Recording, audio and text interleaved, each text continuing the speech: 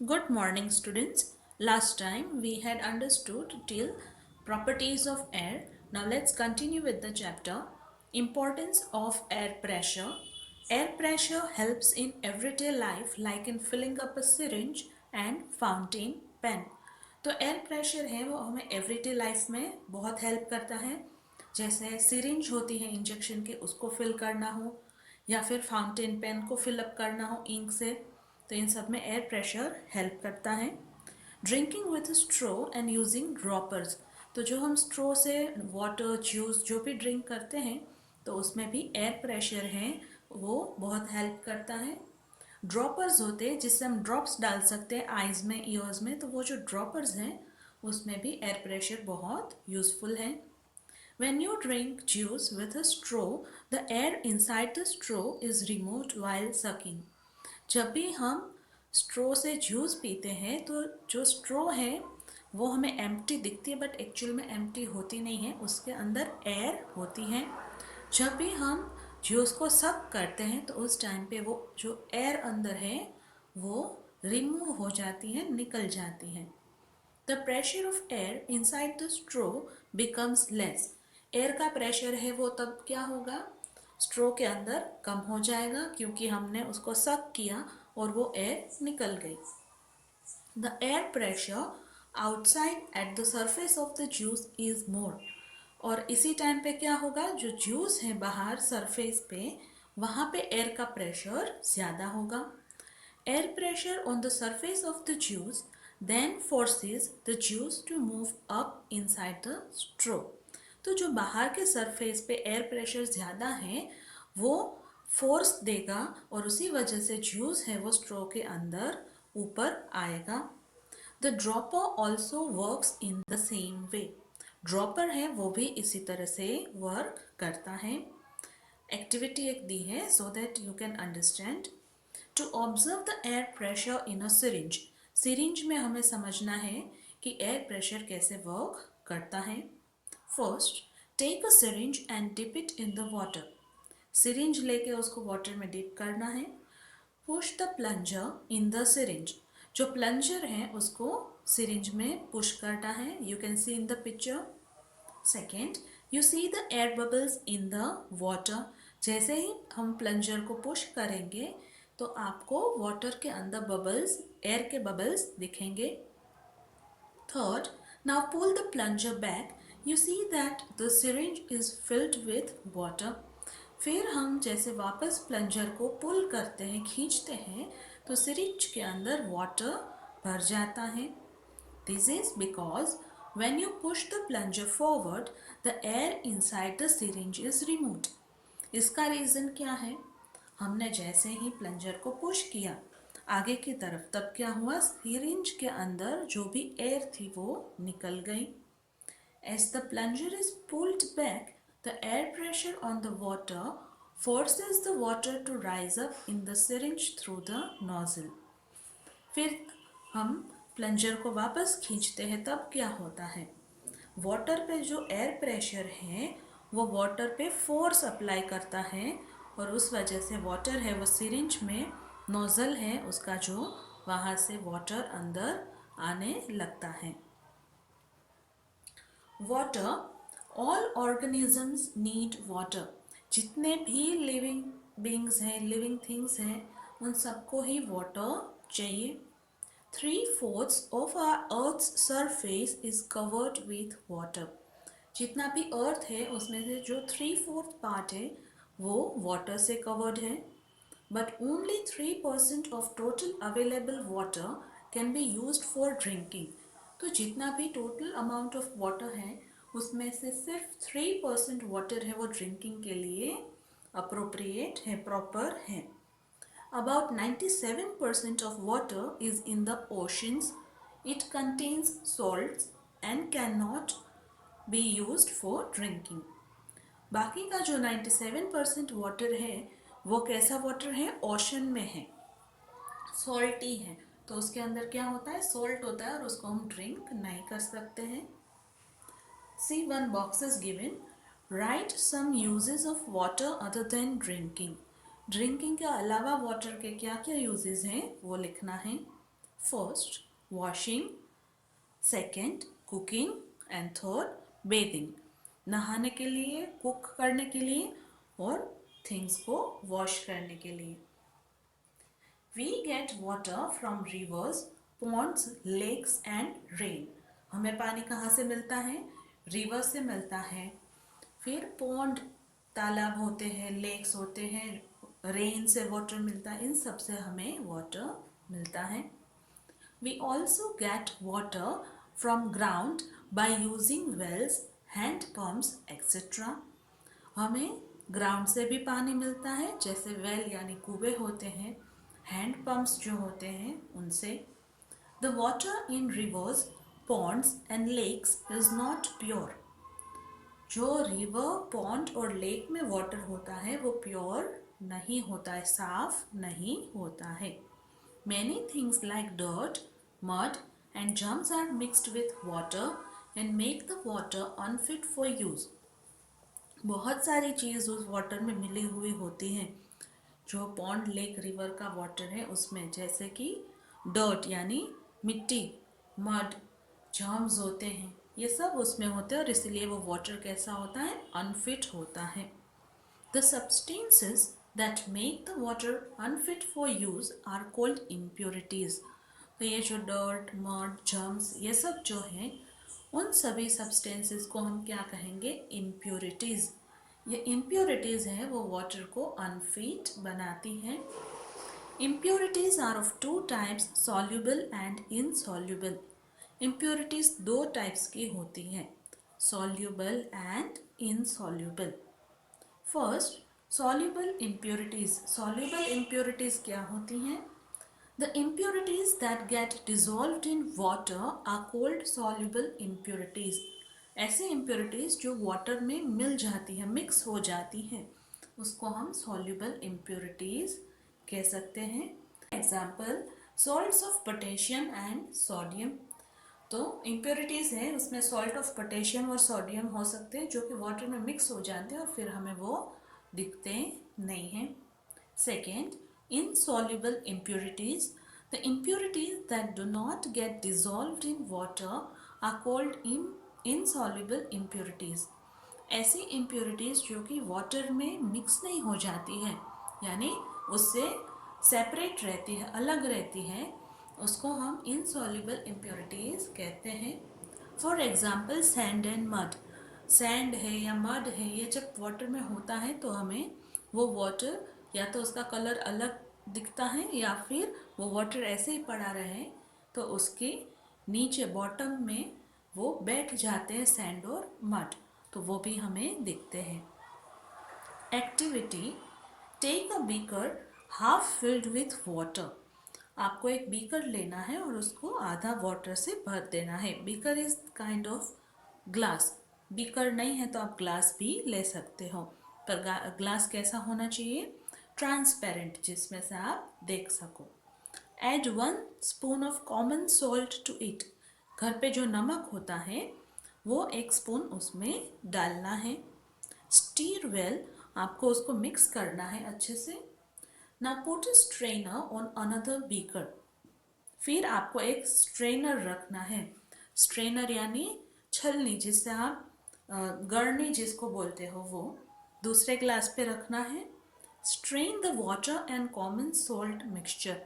अब ये जो वाटर और सॉल्ट मिक्स हो गए हैं वो लिक्विड आपको उस स्ट्रेनर के थ्रू डालना है। Are you able to separate common salt and water? ऐसा करने से क्या कॉमन सॉल्ट और वाटर अलग अलग हो जाएंगे? No. Repeat this with sugar, sand, tea, leaves, chalk powder and milk. आपको यही process sugar, sand, tea leaves यानी चाय पत्ती होती है वो, चॉक पाउडर है वो, और मिल्क के साथ करना है। Now list down the soluble and insoluble substances. इतना आप करो, उसके बाद आपको लिस्ट बनानी है कि सॉल्युबल कौन से हैं, यानी वाटर के साथ मिक्स होने के बाद अलग नहीं हो रहे ऐसे कौन से हैं, एंड इनसॉल्युबल कौन से हैं, यानी जो वाटर के साथ मिक्स होने के बाद आप उसको सेपरेट कर सकते हो। Multiple choice questions. First, what percent of the total water is used for drinking? Water जितना भी है अर्थ पे उसमें से कितना परसेंट ड्रिंकिंग के लिए यूज होता है? Correct answer is a 3% he drinking के लिए वाटर यूज कर सकते हैं, क्योंकि बाकी का सारा सॉल्टी वाटर होता है। Third, air blanks on heating. जब भी एयर है वो गर्म होती है तो क्या होगा? Correct answer is B expands, means वो स्पेस ज़्यादा लेती हैं। Removal of impurities from water. Water से हम इम्प्योरिटीज को अलग कैसे कर सकते हैं, उसको रिमूव कैसे कर सकते हैं? First, removal of insoluble impurities. Insoluble impurities like sand can be removed by using the following methods. तो सबसे पहले आपको ये बताया है कि इनसॉल्युबल इम्प्योरिटीज को आप कैसे अलग कर सकते हो। इनसॉल्युबल यानी जो मिक्स नहीं हो सकता है। तो उसके लिए दो मेथड्स हैं, ए सेडिमेंटेशन एंड बी डिकेंटेशन। तो ये जो सेडिमेंटेशन एंड डिकेंटेशन है, ये वर्ड्स आपको ऐसा लगता है कि बहुत बड़े हैं या बहुत डिफिकल्ट है, बट एक्चुअल में they are very simple and very easy. उसकी जो मेथड है बहुत इजी है। Let's see sedimentation. In this method, a mixture of water and insoluble impurities is allowed to stand undisturbed in a container for some time. तो इस method में क्या किया जाता है, जो वाटर है और जो इनसॉल्युबल इम्प्योरिटी यानी मिक्स नहीं हो सके ऐसी जो इम्प्योरिटी है, उन दोनों को, उस वाटर और उस इम्प्योरिटी वाला जो वो वाटर है उसको थोड़ी देर के लिए किसी एक कंटेनर में, किसी एक ग्लास में या किसी एक बीकर में रख के साइड में रख दिया जाता है, उसको डिस्टर्ब किए बिना। The heavy insoluble impurities settle down at the bottom of the container. ऐसा करने से क्या होता है कि जो भी insoluble impurity है वो उस कंटेनर के बॉटम में नीचे बैठ जाती है। This layer of impurities is called sediment. ये जो नीचे लेयर बनता है impurities का, उसको क्या कहेंगे? Sediment. When the impurities settle down, clear water is left above the layer of impurities. जब ये impurities है वो नीचे सेटल हो जाती हैं, उसके बाद ऊपर का जो वाटर है वो क्लियर होता है। This process is called sedimentation. तो इस प्रोसेस को क्या कहते हैं? Sedimentation. The rate of sedimentation can be increased by adding chemicals like alum. Sedimentation का जो प्रोसेस होता है, सेडिमेंटेशन का प्रोसेस क्या है? जो इम्प्योरिटी वाला वाटर है या लिक्विड है उसको हम थोड़ी देर के लिए बिना डिस्टर्ब किए रख देते हैं। ऐसा करने से इम्प्योरिटी नीचे बैठ जाती है और ऊपर क्लियर वाटर होता है। तो ये जो प्रोसेस है उसको सेडिमेंटेशन कहते हैं। ये प्रोसेस जल्दी हो, फटाफट हो, उसके लिए हम क्या करेंगे? उसमें हम एलम, जिसको फिटकरी या गुजराती में फटकड़ी बोलते हैं, उसको भी डाल सकते हैं, उससे वो प्रोसेस जल्दी होता है। This is called loading. इसको क्या कहते हैं? Loading. B. Decantation. After sedimentation, the clear water is poured gently into a separate container without disturbing the sediment. तो सेडिमेंटेशन का प्रोसेस पूरा हो जाए, उसके बाद ऊपर का जो क्लीन वाटर होगा उसको धीरे से जेंटली हम दूसरे खाली कंटेनर में डाल देंगे। तो this process is called decantation. इस प्रोसेस को क्या कहते हैं? डिकेंटेशन। इस प्रोसेस में एक बात का ध्यान रखना है कि नीचे जो भी सेडिमेंट है यानी नीचे जो भी इम्प्योरिटी है वो डिस्टर्ब नहीं होनी चाहिए। सी फिल्टरेशन एक और मेथड है जो कि फिल्टरेशन है। This method is used to separate water from insoluble impurities like mud and sand by using a filter paper. ये मेथड है, वो मड है, मिट्टी होती है या सैंड होती है, उसको वाटर से अलग करने के लिए हम यूज़ करते हैं। उसमें क्या करते हैं? एक फिल्टर पेपर बीच में रख देते हैं और फिर वो जो गंदा वाटर है उसको डालेंगे। तो वाटर है वो फिल्टर पेपर में से पास होके नीचे एक दूसरे कंटेनर में आ जाएगा और जो भी मड या सैंड है वो ऊपर फिल्टर पेपर में रह जाएगी। To filter a mixture of water and sand, a cone of filter paper is made and kept inside a funnel. तो आप पिक्चर में देख सकते हो, आपको फनल दिखाया है, उसके अंदर फिल्टर पेपर का कोन बना के रख दिया जाता है। The mixture is poured into the funnel. फिर वो जो मडी वाटर है या सैंड वाला वाटर है उसको उसमें डाला जाता है। The sand does not pass through the filter paper and remains behind on the filter paper. Sand है वो फिल्टर पेपर से पास नहीं हो सकती है और इसलिए वो फिल्टर पेपर के ऊपर ही रह जाती है। This is called residue. इसको क्या कहेंगे? Residue. The clear water comes out of the filter paper and is collected in the beaker kept below the funnel. तो जो भी clear water है वो filter paper है उसके थ्रू दूसरे बीकर में आ जाता है जो कि हमने फनल के नीचे रखा है। This is cold filtrate. तो ये जो क्लियर वाटर है उसको क्या कहेंगे? Filtrate. This method of purifying water is called filtration. तो ये जो वाटर प्योरीफाई करने की मेथड है उसको हम क्या कहेंगे? Filtration. Second, removal of soluble impurities. जो सॉल्युबल इम्प्योरिटीज हैं उसको कैसे रिमूव किया जाता है? Soluble impurities can be removed by the following two methods. तो soluble impurities हैं उसको remove करने के लिए two methods हैं, evaporation and distillation. A. Evaporation. In this method, the solution containing soluble impurities like salt is heated. After some time, water gets evaporated, that is, changes into steam, and the impurities are left behind. तो इस method में क्या किया जाता है? जो भी soluble impurity है जैसे सॉल्ट, वो जिस लिक्विड में है, वाटर में है, उसको हीट किया जाता है और उस वजह से वाटर है वो इवापोरेट हो जाता है। आपको पता होगा कि जब वाटर है उसको गर्म किया जाता है तो उसमें से वेपर यानी भाप, जिसको वराड़ बोलते हैं, वो बनता है। तो उसी को स्टीम भी कहते हैं। ये इवापोरेट हो जाता है और जो इम्प्योरिटीज़ हैं वो रह जाती हैं। तो इस तरह से वाटर और सॉल्ट दोनों सेपरेट हो सकते हैं। B. Distillation. In the process of distillation, both impurities and pure water can be obtained. Evaporation में क्या हुआ? वाटर है वो वेपर यानी भाप बन के चला गया। बट डिस्टिलेशन का प्रोसेस है उसमें हमें इम्प्योरिटीज़ और प्योर वाटर दोनों मिल सकता है।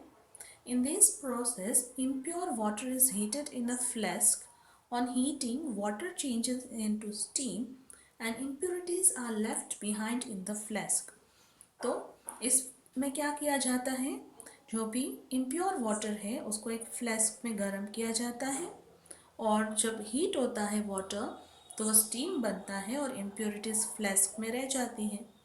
The steam passes through the condenser. तो जो फ्लास्क होता है वो उसमें ऊपर कंडेंसर लगा होता है। कंडेंसर यानी वो ठंडा करता है, क्योंकि वेपर गर्म होती है तो वो उसको ठंडा करता है। वो एक पाइप जैसा होता है, उसको कंडेंसर कहते हैं। Here it cools and changes into pure water again. तो ये कंडेंसर है, उसमें वेपर जाती है और वो वहाँ पे कूल डाउन होती है और वापस वाटर बन जाती है। This pure water is collected in a separate flask. और ये जो प्योर वाटर है उसको एक अलग फ्लास्क में कलेक्ट किया जाता है। तो ऐसे डिस्टिलेशन है, उससे हमें जो इम्प्योरिटी है वो और जो प्योर लिक्विड है, प्योर वाटर है, वो भी हम सेपरेट कर सकते हैं। Here you can see in the diagram, evaporation में सिर्फ वेपर बन के वाटर उड़ जाता है और जो इम्प्योरिटी है वो रह जाती है।